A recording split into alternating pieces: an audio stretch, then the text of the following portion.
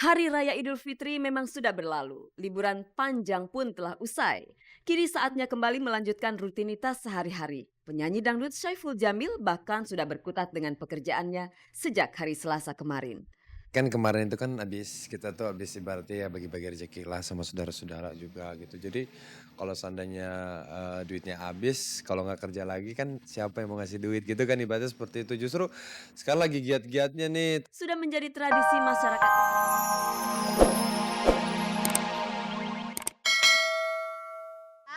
Kita berusaha untuk profesional aja dimanapun kita berada.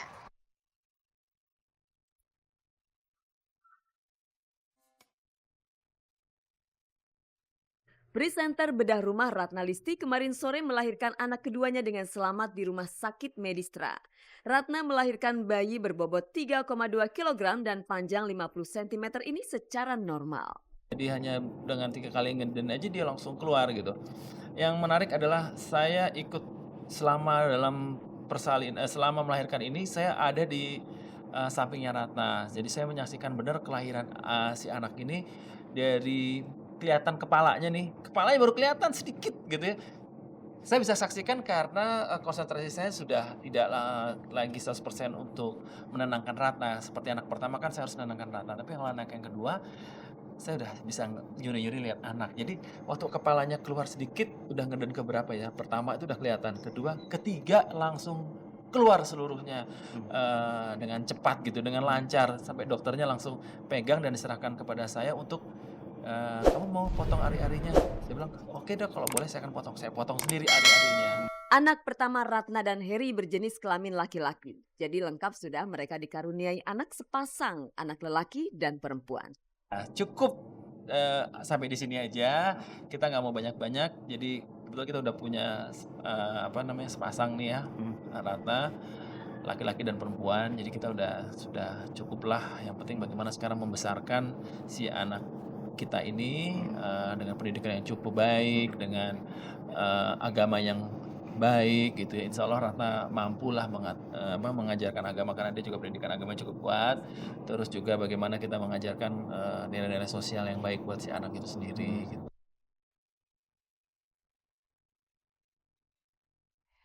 Pemirsa, pasti Anda ingat serunya ketika pulang mudik Lebaran kemarin. Pasti nih Anda dikerubungi oleh saudara-saudara Anda dan juga keponakan Anda yang masih kecil-kecil untuk berebut minta salam tempel dari Anda. Nah, pengalaman menarik itulah yang dialami untuk pertama kalinya oleh pedangdut Saiful Jamil. Dan pemirsa, sepertinya Lebaran tahun ini merupakan Lebaran yang sangat memilukan bagi Indah. Karena Lebaran tahun ini, Indah tidak bisa sungkeman kepada ayahnya Edi Sud yang meninggal belum lama ini. Nah, pemirsa, kita berikan kesempatan pertama kepada Saiful Jamil yang ingin berbagi cerita kepada Anda. Pemirsa, inilah liputannya.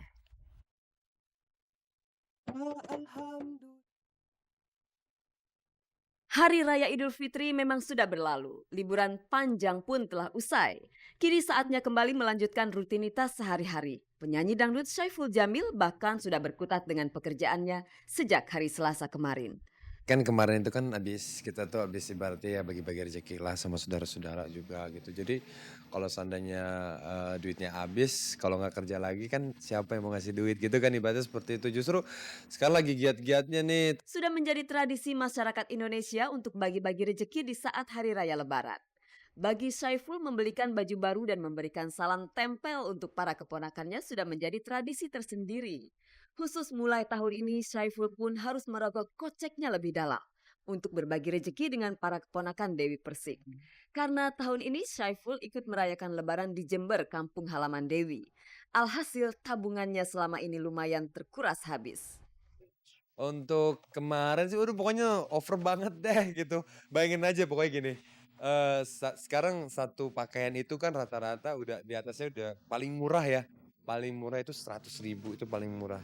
Ini keponakannya semua jumlahnya 18 orang gitu. 18 orang, terus belum belum belum belum buat uang uang ampaunya gitu, terus belum buat budget baju mereka, sepatu mereka, celana mereka gitu kan. Cuma mikir udahlah nggak apa-apa. Tapi tetap saya kalau tahun dulu kan mungkin saya mengeluarkan sesuatu saya tanpa kompromi kan, ibaratnya dengan diri saya. Tapi sekarang saya harus izin sama istri saya kan. "Mi, aku kan tiap tahun gini gini gini gini nih, gini." "Oh ya udah nggak apa-apa silakan." Niatnya sih cuma satu aja, ingin memberikan kesenangan sama keponakan, sama orang tua. Udah itu aja, bukan karena mengharapkan yang lain gitu. Sama mengharapkan ridho Allah, udah itu aja. Lebaran memang menyenangkan jika bisa dirayakan bersama seluruh anggota keluarga. Sayangnya Indah Safariani, anak almarhum Edisut tidak merasakan lebaran yang utuh lagi sejak ayahnya tutup usia di pertengahan bulan Agustus kemarin. Saya nggak tahu lebaran kemarin, kalau saya pribadi tuh hampa sebenarnya. Semangat saya cuman satu, sebetulnya udah nggak pengen pulang kampung untuk apa gitu, tapi saya ingat almarhum ibu saya, almarhum bapak saya dikuburnya di sana, ya mau nggak mau saya harus ke sana.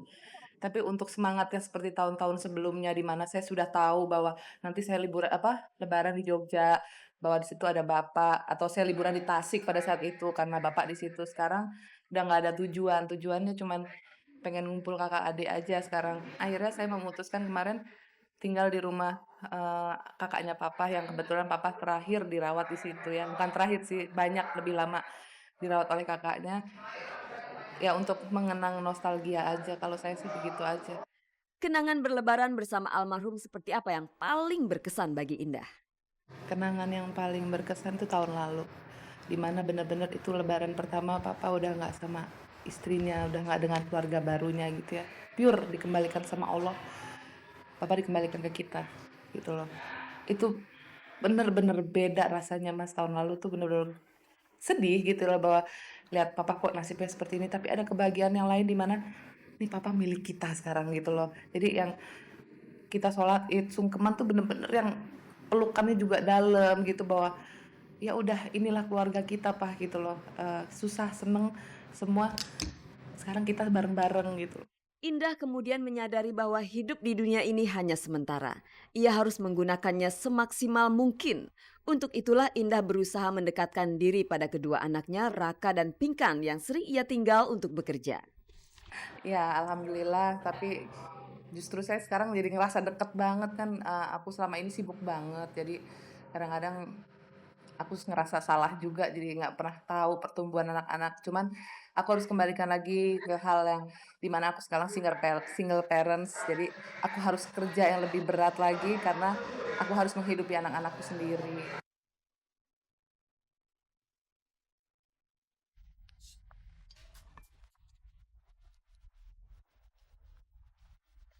Pemirsa, tidak perlu terlalu larut tenggelam dalam kesedihan jika Anda tidak mau dibilang sebagai orang yang menyedihkan.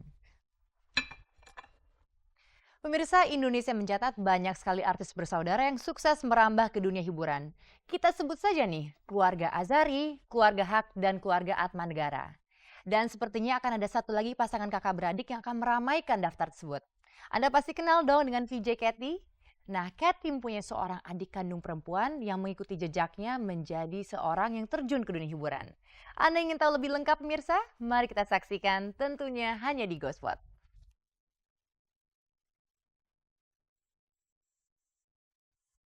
Anda tentu sudah mengenal pemilik wajah Indo ini. Benar, dia adalah Cathy Sharon yang sering muncul sebagai video joki di sebuah saluran televisi yang menyuguhkan acara musik.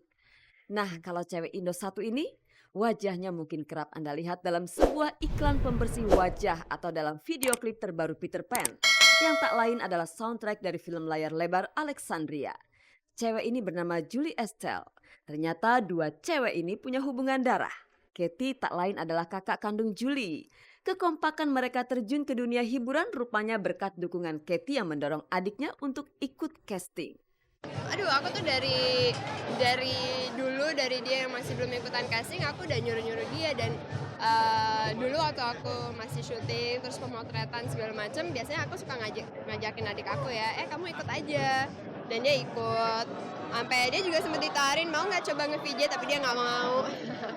Sepasang saudara kandung yang terpaut usia 7 tahun ini tidak mengenal kata persaingan. Malah dengan kesamaan bidang yang mereka tekuni, Cathy dan Julie semakin kompak, akrab, dan mengagumi karakter masing-masing.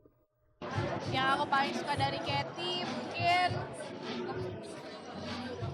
perhatian perhatiannya dia kali ya. Dia perhatian banget dan juga kalau misalnya aku lagi sedih atau lagi ada masalah, pasti kalau aku ngomong ke dia pasti I feel better gitu, pasti relief. Maksudnya enak lah ya ngobrol ke dia tuh enak banget. Yang aku paling suka dari dia tuh orangnya fun, enak diajak ngobrol, terus enak diajak jalan kemana aja gitu. Maksudnya dia tuh orang yang nggak susah diajak mingle sama orang-orang. Kekompakan kalian menekuni karir di dunia hiburan apakah menimbulkan reaksi negatif dari orang tua? Apalagi Julie masih duduk di bangku SMA. Enggak, mereka tuh